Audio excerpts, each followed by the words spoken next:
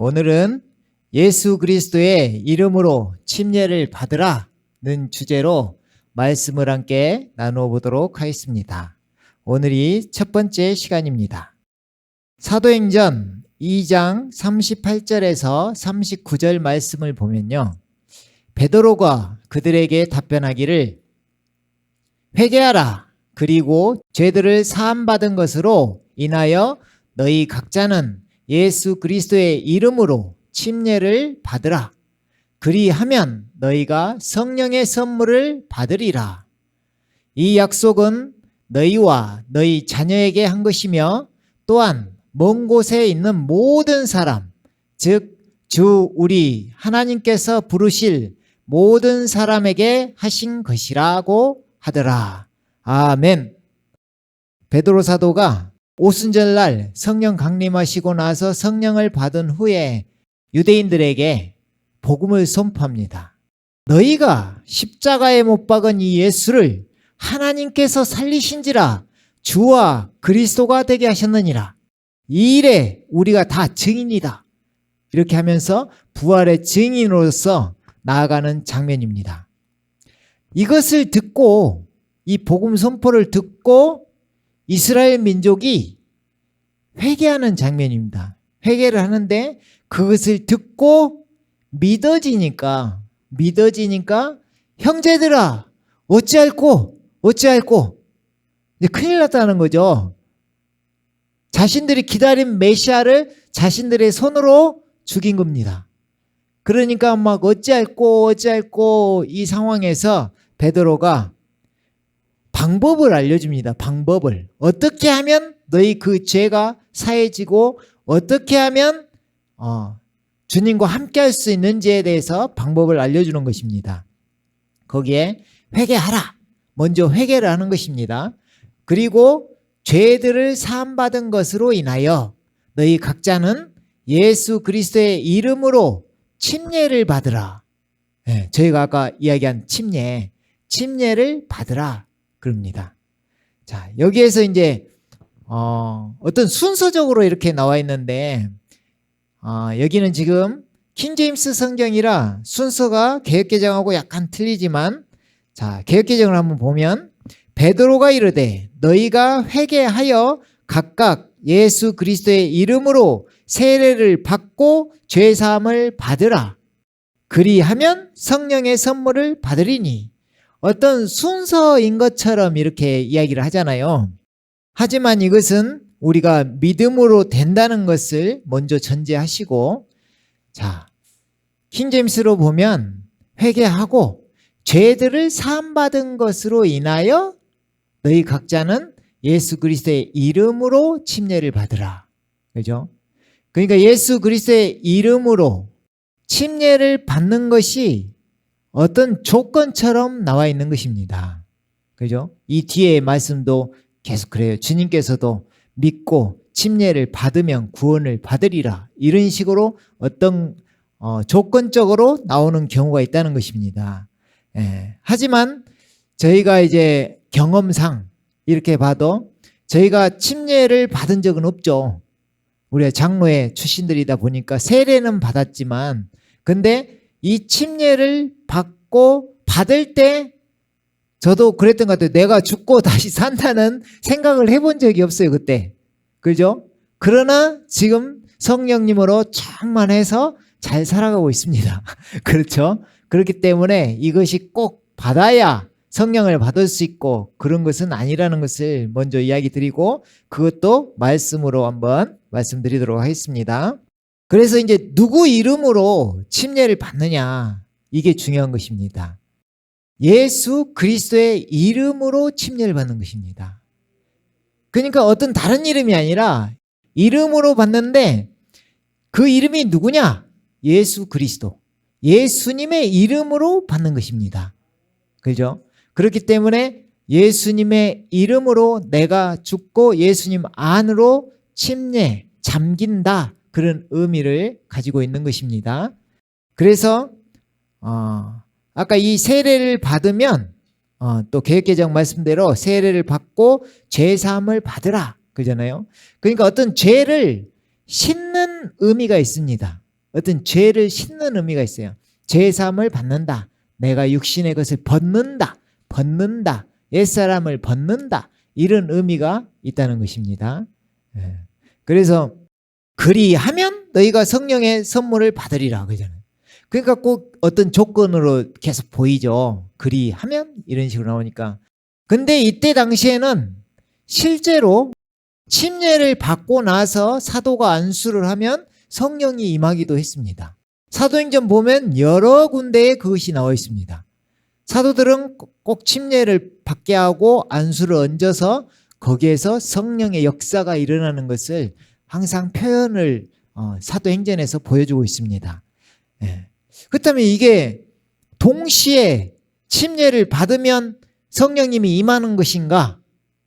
이런 걸 잘 생각해 봐야겠죠. 근데 저는 동시에 일어날 수도 있다고 생각합니다. 그리고 따로 일어날 수도 있는 것이죠. 그러니까 성경에서는 이게 지금 성경 말씀이잖아요. 그죠? 말씀대로 침례를 받으라. 그리하면 너희가 성령의 선물을 받으리라. 그죠? 그러니까 이 말씀대로 이루어질 가능성도 있는 것입니다. 이때 당시 침례하는 풍습을 보면 이렇게 합니다. 에디오피아 내시를 잘 보면 알죠. 거기에서 자기가 이제 복음을 듣고 이게 믿어집니다. 믿어져. 그러면 믿어지면 내가 그러면 예수님을 나의 주 나의 하나님으로 믿겠습니다. 나의 구세주로 받아들이겠습니다. 영접하겠습니다. 이렇게 하면 이제 물가나 이렇게 보다가 그 물가에 가서 그 표시로 내가 믿겠다는 결단의 어떤 표시로 중요한 건 복음 선포를 듣고 믿어지는 거죠. 믿는 거죠. 그러고 나서 물에 가서 거기에서 침례를 받습니다. 그러니까 생각을 해보세요. 안 믿는 사람이 우리는 이제 믿은 지가 오래돼가지고 믿음 생활한 지가 오래돼가지고 또 이렇게 부활을 지금 마음에 믿으면 구원을 받고 성령님이 오신다 이렇게 우리는 알고 있고 이미 또 성령님이 함께 합니다. 그러죠? 그런데 안 믿는 사람이 진짜 믿기로 결단을 하고 복음 선포를 듣고 자기가 믿음을 고백하고 이렇게 결단을 하면 그때 침례를 주면 또 그때 역사가 일어날 수도 있다는 이야기입니다. 그죠?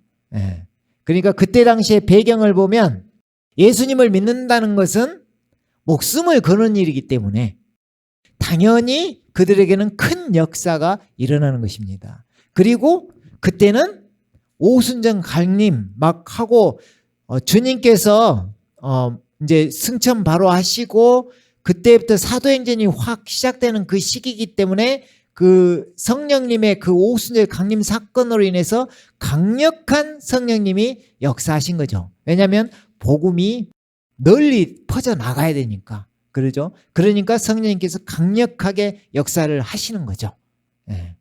지금도 마지막 시대에도 분명히 그 역사가 일어날 줄 믿습니다.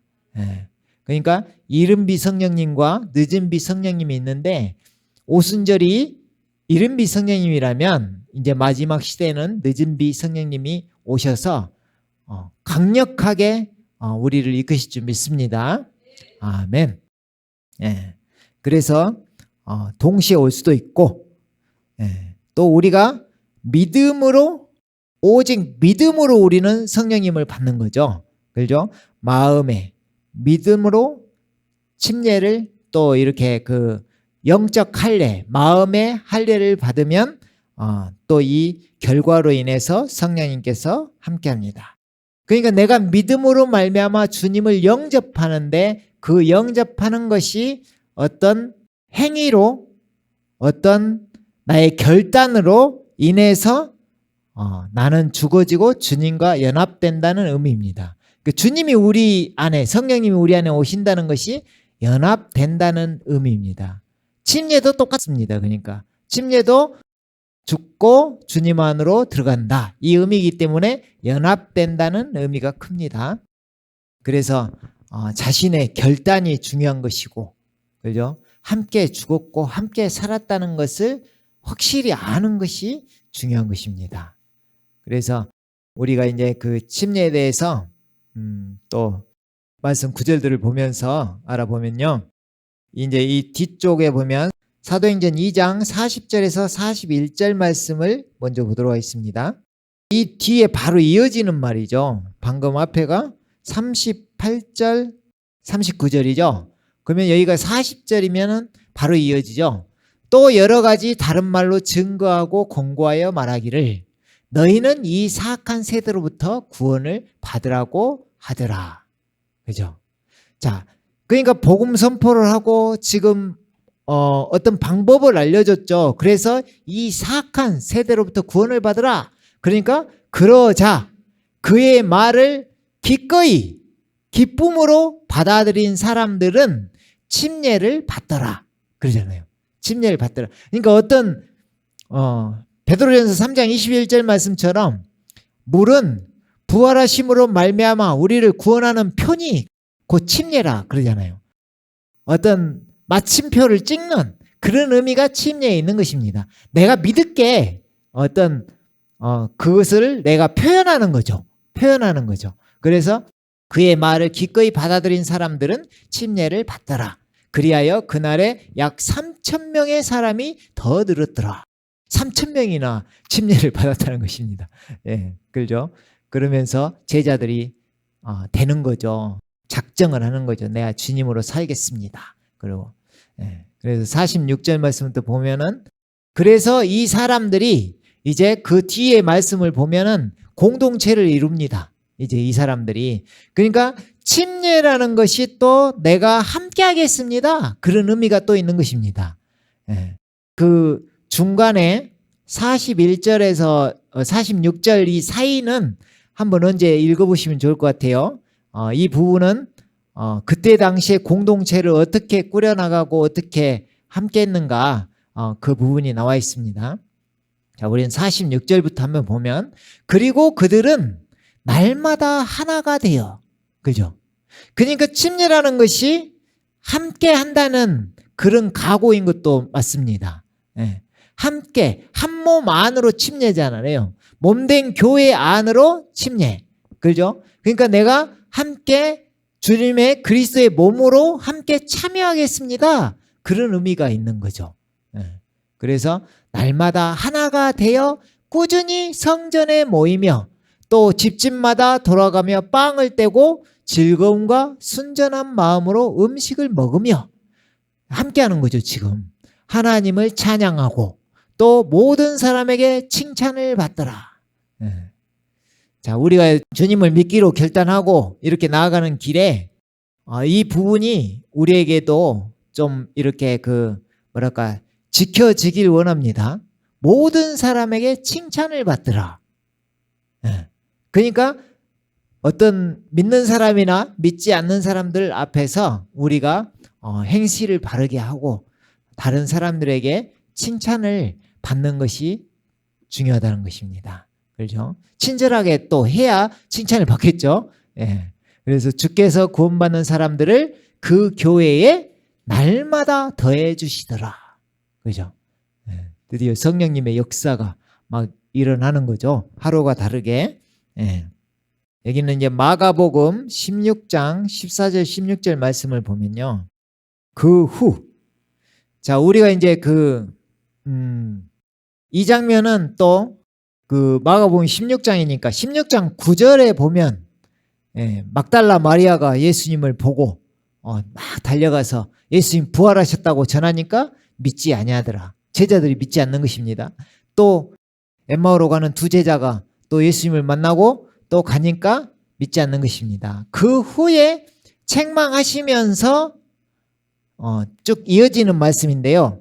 그 후 11명이 앉아 식사할 때에 주께서 그들에게 나타나시어 그들의 믿음 없음과 믿음이 그러니까 부활하신 예수님을 봄으로 부활이 믿음의 시작이라는 것을 잘 말씀해주고 있습니다. 그들의 믿음 없음과 마음이 완악한 것을 꾸짖으시니 이는 그들이 주께서 살아나신 후 주를 본 자들의 말을 믿지 아니하였기 때문이라.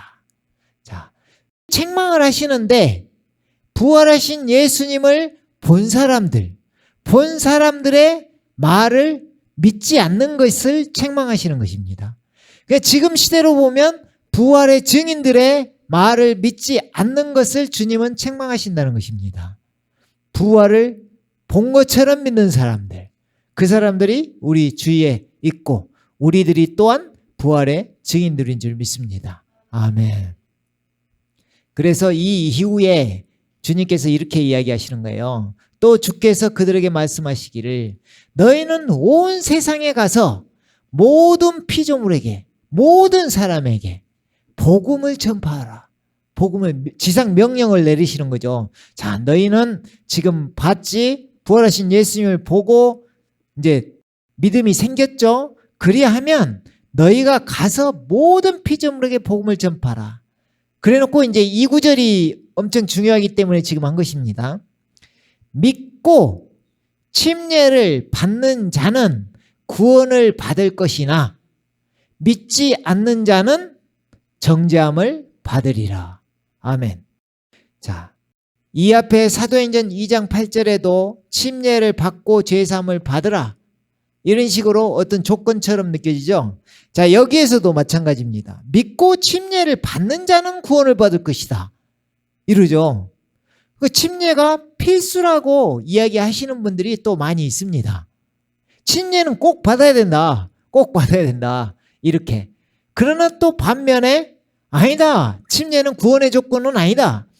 오직 믿음으로 구원받는다. 오직 믿음으로. 이 말이죠. 그래서 우리는 오직 믿음으로 받는다는 것을 믿습니다. 우리가 또 그렇게 받았기 때문에. 그러죠. 그러니까 여기에서 그러면 무슨 말일까? 자, 앞뒤를 잘 살펴보면 됩니다. 믿고 침례를 받는 자는 구원을 받을 것이나 아까 이제 침례라는 게 어떤 결단의 의미가 있다 했잖아요. 내가 믿고 주님을 확실히 믿겠습니다. 이런 어떤 표를 이야기하는 거죠. 그런데 그 뒤에 주님께서 하시는 말씀이 믿지 않는 자는 정죄함을 받으리라 그러잖아요. 근데 여기에는 이제 침례가 없다는 것입니다. 쉽게 말하면 여기에서 주님께서 침례를 엄청나게 중요하게 여기셨다면 믿지 않고 침례를 받지 않으면 정죄함을 받으리라. 이렇게 말씀하셨을 거라 그것입니다.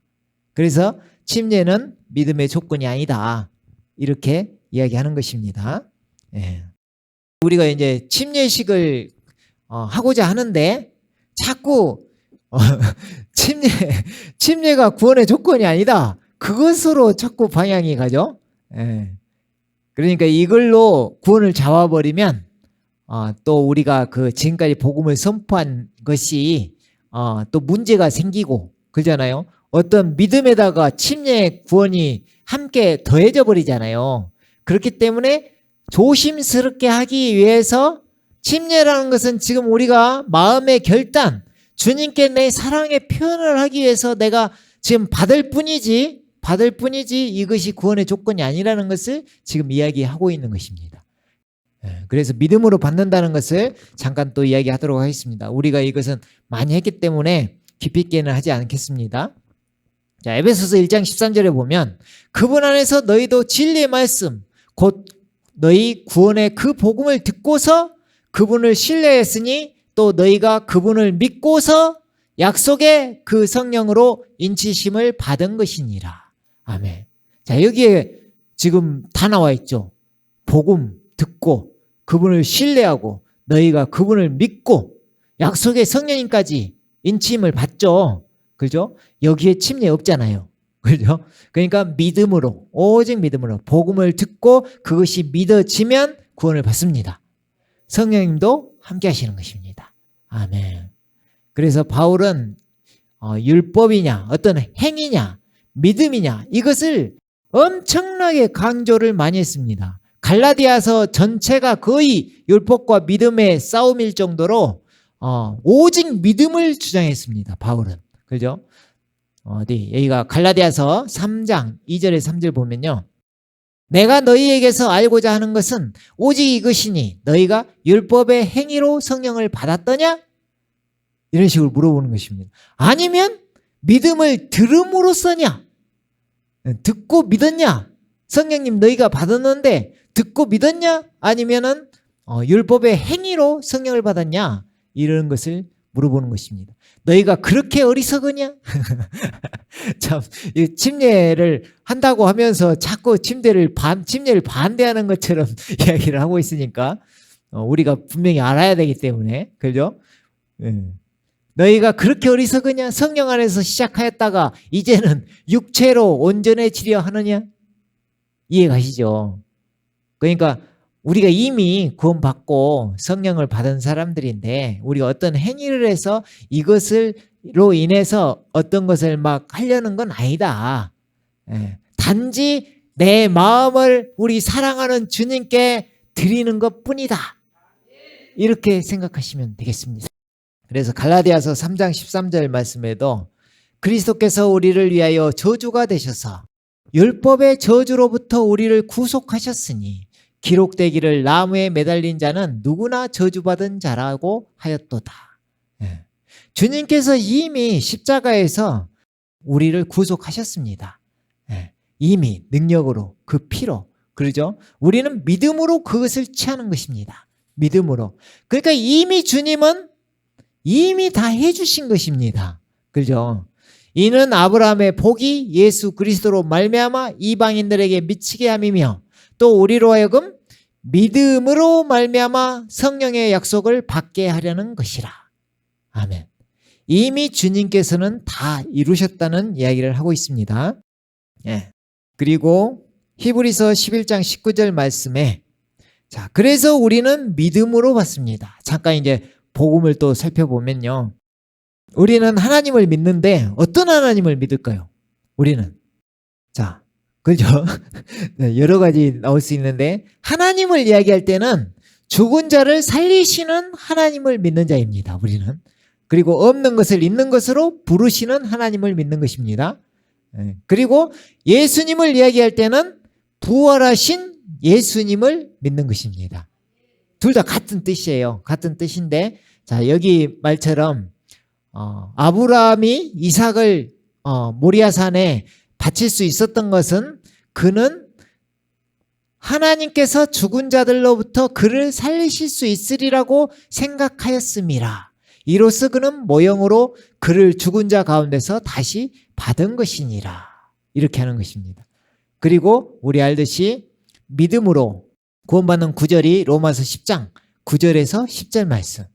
네가 네 입으로 주 예수를 시인하고 또 하나님께서 그를 죽은 자들로부터 살리신 것을 네 마음에 믿으면 구원을 받으리라. 이는 사람이 마음으로 믿어 의에 이르고 입으로 고백하여 구원에 이르기 때문이라. 아멘. 하나님은 죽은 자를 살리시는 하나님이라는 것입니다.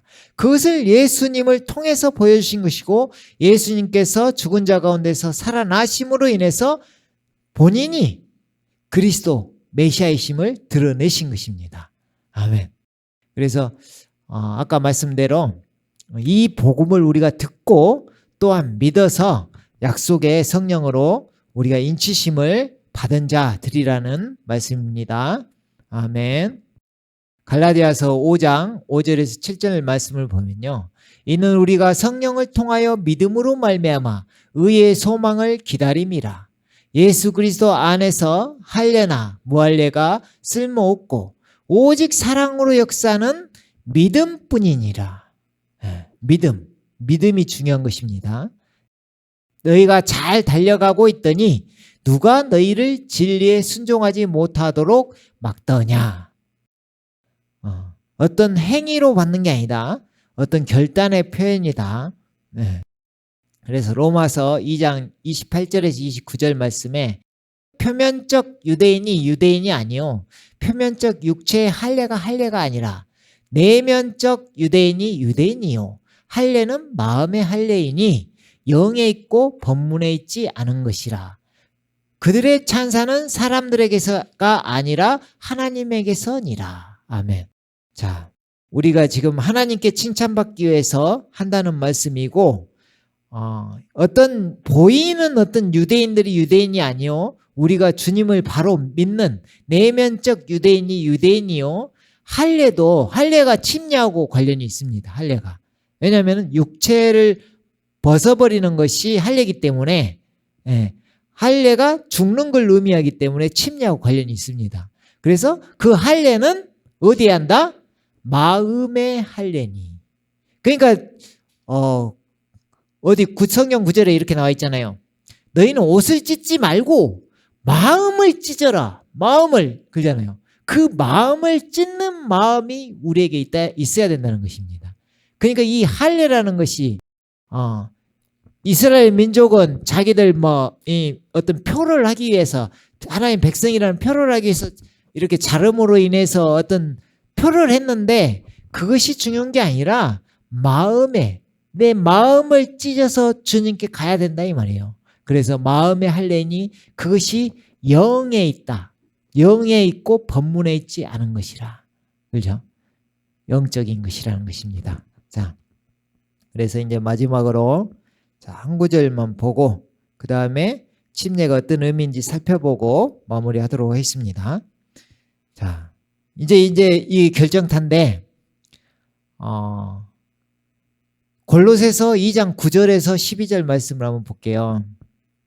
자, 그분 안에는 예수님 안에는 신격의 모든 충만함이 몸의 형태로 거하신다.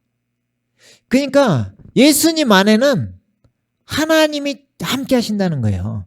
이게 하나님이라는 말이에요. 이게 신격의 모든 충만함이 몸의 형태로 거하신다. 예수님이 하나님이라는 이야기거든요. 너희도 모든 정사와 권세의 머리이신 우리 머리하면 주님, 머리이신 그의 안에서 온전하게 되느니라. 예수님 안에서. 자, 예수님이 우리에게 어떻게 할례를 베푸시고 영적 침례를 우리에게 베푸시는 것을 잘 봐야 됩니다. 그의 안에서 온전해요. 예수님 안에서. 그러니까 우리는 침례라는 것이 예수님 안으로 들어가는 건데 내가 죽고 주님으로 살겠습니다. 이 고백이잖아요. 이것을 마음의 할례로 또 마음의 침례를 영적 침례를 해야 된다는 것인데 내가 죽어지고 주님 안으로 들어가는 연합을 이야기하는 것입니다. 이게 믿음으로 십자가에 함께 죽고 함께 삶으로 이루어진다는 거죠. 우리가 많이 해왔죠. 예. 그것이 이 구절입니다. 또한 너희가 그의 안에서 손으로 하지 아니한 할례. 아까 할례하고 침례하고 비슷한 말이라 했잖아요. 할례는 여기 이제 더 읽고 한번 이야기해 볼까요? 그의 안에서 손으로 하지 아니한 할례를 받았으니 곧 그리스도의 할례로 육신의 죄들의 몸을 벗어버린 것이라. 그죠? 그러니까 이스라엘이 어떤 표피를 제거해서 할례를 받은 것처럼 주님께서는 우리를 함께 십자가에 못 박으심으로 인해서 이 육신의 죄 덩어리, 육신의 죄들의 몸을 함께 죽임으로써 우리가 그리스도의 할례로 육신의 죄들의 몸을 벗어버린 것이라. 아멘. 주님께서 이미 해주셨다는 얘기. 그걸 믿음으로 우리가 취하는 것입니다. 믿음으로. 그래서 그 할례는 손으로 하지 아니한 할례다. 마음으로, 육신으로, 영적인 할례다. 그 말입니다. 이것이 침례하고 이어집니다. 그 다음 구절이 이렇게 나와 있거든요. 너희가 침례로 그잖아요. 그와 함께 장사되었고 그 앞에 구절하고 똑같은 말입니다. 함께 장사되었단 말이 함께 죽었다는 얘기잖아요. 자, 거기 앞에 그렇게 써 있잖아요. 곧 그리스도의 할례로 육신의 죄들의 몸을 벗어버린 것이라. 함께 죽었다는 얘기입니다. 함께 그 죄된 몸을 주님께서 그러잖아요. 주님은 죄가 없으시잖아요. 근데 죄된 육신을 취하시고 그 육신의 죄를 정하사 십자가에 못 박혀 죽으심으로 그 죄를 사해 주신 거죠. 해결하신 거죠. 그것처럼 우리가 그때 함께 죽었다는 이야기입니다. 함께 죽고 함께 장사되었고 또 하나님께서 그를 죽은 자들로부터 살리신 역사를 믿음으로 말미암아 너희도 그와 함께 살아났느니라. 아멘. 함께 죽고 함께 장사되고 함께 산다. 함께 부활. 너무 멋있죠. 주님께서는 이미 이미 살아났느니라. 하나님께서 그를 죽은 자들로부터 살리신 역사를 믿음으로 말미암아. 이 부활이 구원받는 데도 중요하고 함께 죽고 함께 부활하는 데도 엄청나게 중요합니다. 그래서 여기에도 딱 써져 있잖아요. 중간에 딱 써져 있죠. 하나님께서 그를 죽은 자들로부터 살리신 역사를 믿음으로 말미암아 너희도 그와 함께 살아났느니라. 아멘. 그래서 우리는 오직 믿음으로 영적 할례도 받는 것이고 영적 침례도 받는 것입니다. 주님과 함께 죽고 함께 살았다는 이야기입니다.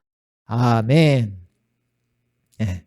침례식을 한다고 해놓고 계속 믿음만 이야기하고 있습니다. 이걸 이야기하려고 제가 이야기한 것입니다. 네.